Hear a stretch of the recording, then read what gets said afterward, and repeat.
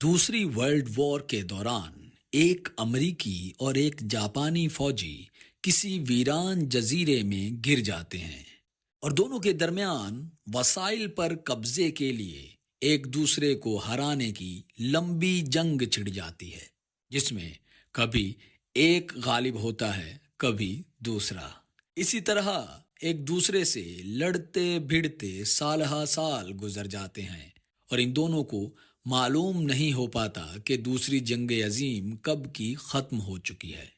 इस कहानी पर कई फिल्में बन चुकी हैं, तो आइए आज आपको बताते हैं। इंडिया पाकिस्तान के दरमियान कश्मीर में लड़े जाने वाली जंग में बिल्कुल ऐसा ही एक वाकया पेश आया, लेकिन उस पर फिल्म बनना या किताब लिखे जाना तो दूर, बहुत कम लोगों को उसके बारे में इल्म है। इस वाक़े के अहम किरदार मोहम्मद अमीन हैं, जो सकरदू के नवाही गांव सुंदस में रहते हैं। हम आपको इस बहुत ही नाकाबिले फरामोश किरदार से मिलवाने जा रहे हैं, जो कि हमारी तारीख का एक बहुत ही सुनहरा किरदार है। मोहम्मद अमीन और उनके मुट्ठी भर साथियों ने 11 माह तक इंडियन फौज के घेरे में गुजार कर हिम्मत, शुजात और बर्दाश्त की वो दास्तान रकम की है कि अगर इनका ताल्लुक यूरोप या अमेरिका से होता तो हॉलीवुड इन्हें वॉर हीरो बनाकर कब का दुनिया भर में मशहूर कर चुका होता। 1947 यानी कि 1947 में कश्मीर जाकर लड़ने, वहां 11 माह तक महसूर रहने और फिर वापस आकर इनके साथ होने वाली नाकदरी की दास्तान शायद ही किसी ने सुनी हो। मोहम्मद अमीन बताते हैं कि वो बहुत मुश्किल से आर्मी में भर्ती हुए। सब बातें करते थे कि तुम तो छोटे हो, राइफल नहीं उठा सकते। मोहम्मद अमीन की उम्र तब फकत 12 साल थी, लेकिन उन्होंने अपनी राइफल भी खुद उठाई और किसी को जहमत का मौका भी ना दिया। वो कुल 95 यानी कि 95 लोगों की नफरी थी, जिन्हें कोई ट्रेनिंग ना दी गई थी। बस बताया गया कि फायर इस तरह करना है या जहाज आए तो इस तरह छुपना है। उन्हें एक ऐसी जगह भेज दिया गया जिसका उन्हें कोई इल्म नहीं था। जब वो दाएं मुड़े तो पता चला कि कारगिल जा रहे हैं। वहां से उन्हें 3 हिस्सों में तकसीम किया गया।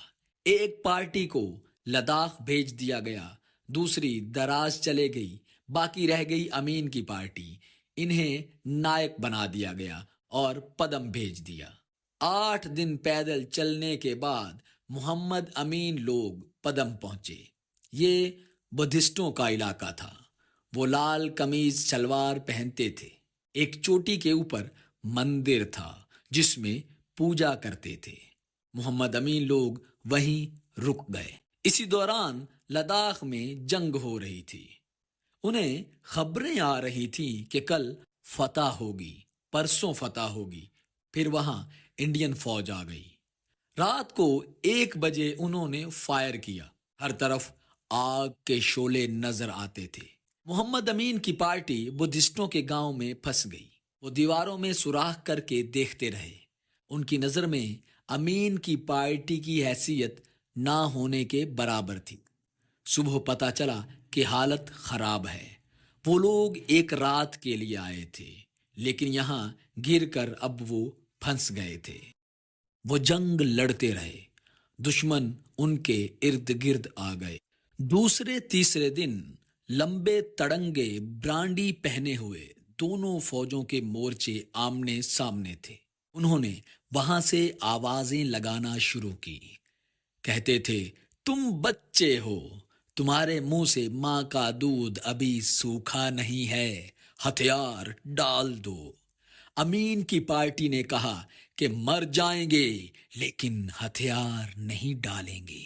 6 महीनों तक उन्हें पता नहीं था नींद किस चीज का नाम है, आराम क्या चीज है। बिछाने के लिए कुछ नहीं था, खाने के लिए कुछ नहीं था। अलबत्ता कारतूस उनके पास बहुत थे। डीवी गन्स थी और एक अमरीकी ब्रेन गन थी جس کا منہ بہت چوڑا ہوتا ہے۔ 11 مہینے اسی طرح ہوتا رہا۔ وہ کبھی فتح نہیں حاصل کر سکے۔ وہ 7 لوگ ایک مورچے میں تھے۔ بھارتی فوجی گرینیڈ مارتے تھے اور پھنسے ہوئے پاکستانی فوجیوں کو تنگ کرنے کے لیے کہتے تھے، بلتی آج کیا کھایا ہے؟ امین کے پارٹی کے پاس صرف آٹا تھا۔ وہ برف پگھلا کر کٹورے میں ڈالتے تھے اور اس میں آٹا ڈال کر اسے پیتے تھے۔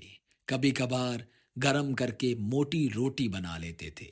انہیں پتہ نہیں تھا کہ پیچھے کیا ہو رہا ہے۔ کھانے کے لیے کچھ نہیں تھا، لیکن آٹا بہت تھا۔ نمک بھی سمندری تھا۔ ان کے کپڑے پھٹ گئے اور وہ بے پردہ ہو گئے۔ کسی کے پاس دری ہے تو کوئی بوری سینے والی سوئے سے کاٹ کر انڈر ویئر بنا لیتے تھے، اور کچھ نہیں تھا۔ اتنی برف گرتی تھی، تھوک پھینکو تو وہ بنٹے کی طرح نیچے گرتا تھا۔ پاکستانی فوجی برف میں پاؤں مار مار کر اوپر جانے کے لیے راستہ بناتے تھے۔ انڈین فوج کے پاس سامان تھا، برانڈی تھی۔ وہ اپنی لاشیں بھی گھسیٹ کر لے جاتے تھے کہ کہیں امین لوگوں کے ہاتھ ان کی جیکٹیں یا بوٹ نہ لگ جائیں۔ انہیں صرف دستانے ملے۔ امین کی پارٹی کے 5 جوان شہید ہوئے، اور وہ بھی دھوکے سے۔ اگر کبھی کوا چلاتا تو سب خوش ہوتے تھے کہ کچھ خبر آئے گی۔ ان کے پاس وائرلیس بھی نہیں تھا۔ وہیں سے نیپال کو راستہ جاتا تھا۔ انہوں نے ادھر ایک مورچہ بنایا۔ 1-2 مہینہ وہاں ٹھہرے۔ ایک دن اس سب پارٹی نے میٹنگ کی۔ کسی نے کہا کہ بھاگ جاتے ہیں۔ ان کی پارٹی کے لوگ تقسیم ہو گئے۔ آپس میں مخالفت ہو گئی۔ کچھ نے کہا کہ چھپ کر فرار ہو جاتے ہیں۔ خود امین اس کے خلاف تھا۔ امین نے کہا کہ ہم لوگ برف میں دھنس جائیں گے، نہ دنیا ملے گی نہ قیامت، لیکن ادھر ہی مریں گے۔ آخرکار مشورہ کر کے 3 آدمیوں کو بھیج دیا کہ پتہ چلاؤ کیا ہو رہا ہے۔ وہ چھپتے چھپاتے کسی طرح سکردو پہنچ گئے۔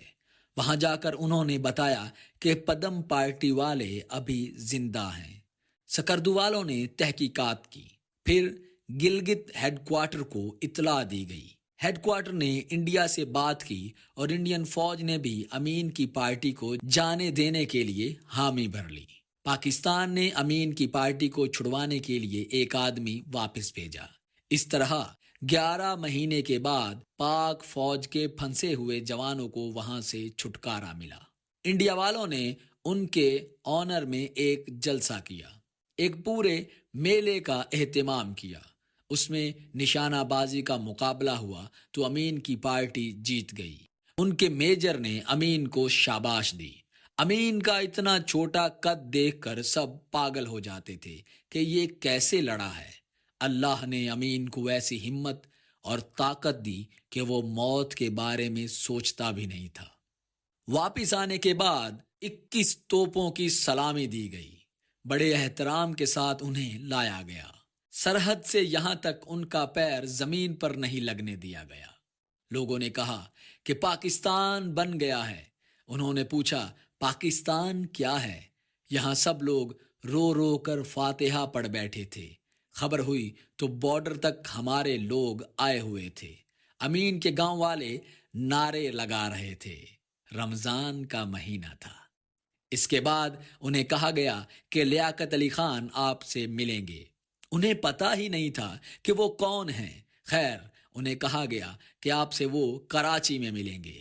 انہیں سفید کپڑے پہنا کر ڈکوٹا جہاز میں بٹھایا گیا، لیکن رستے میں کہا گیا کہ جہاز کراچی نہیں جائے گا بلکہ گلگت اترے گا، کیونکہ لیاقت علی خان صاحب خود گلگت آ رہے ہیں۔ وہاں دوسرے دن لیاقت علی خان صاحب آ گئے۔ امین لوگوں کو گورنر ہاؤس میں ٹھہرایا گیا۔ وہ جناح کیپ پہن کر آئے تھے۔ لیاقت علی خان نے امین کو چھوٹا بچہ سمجھ کر کچھ بسکٹ لے کر امین کے منہ میں ڈال دیے۔